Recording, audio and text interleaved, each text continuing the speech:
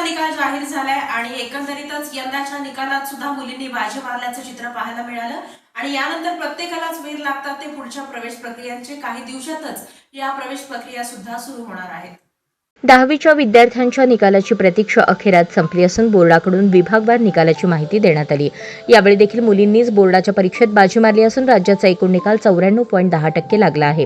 मागील वर्षाच्या तुलनेत निकालाची टक्केवारी 1.71% कमी झाली आहे. महाराष्ट्र राज्य माध्यमिक व उच्च माध्यमिक शिक्षण बोर्डाचे अध्यक्ष शरद गोसावी यांनी पुण्यात पत्रकार परिषद घेऊन हा निकाल जाहीर केला. दुपारी 1 वाजता बोर्डाच्या अधिकृत वेबसाईटवर पालकांना आणि मुलांना निकाल पाहता आला.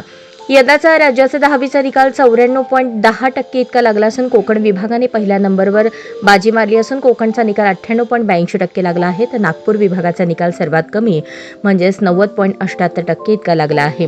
यंदाही राज्यात मुलींनीच बाजी मारली आहे. यात मुलींचा निकाल 96.14% तर मुलांचा निकाल 92.31% इतका लागला आहे. त्यात पुणे विभागाचा निकाल 94.81% इतका लागला आहे.